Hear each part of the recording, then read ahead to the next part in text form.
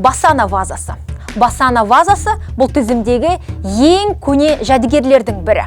Оны 15 ғасырда күмістен жасаған.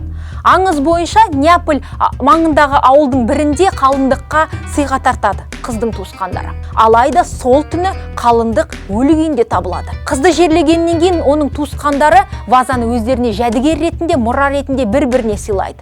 Алайда сәтсіздік, белгісіз өлімдер көбейеді. Кейін туысқандардың бірі вазаның ішінен пергамент қағаз тауып алады. Оның ішінде сақ болыңыз, ваза адамға өлім әкеледі деп жазылған. Біраз жыл өткеннен кейін Басана вазасын археолог тауып алады. Алайда көп ұзамай белгісіз инфекциядан археолог та көз жұмады.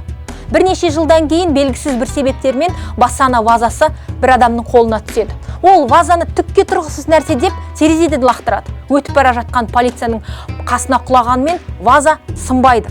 Вазаны алған полиция оны мұражайға өткізуге тырысады. Алайда мұражай ешқандай тарихын білмегеннен кейін бұл вазаны қабылдамайды. Кейін полиция вазаның қарғысқа ұшырағанын естігеннен кейін оны ешкім білмейтін жерге көміп тастаған.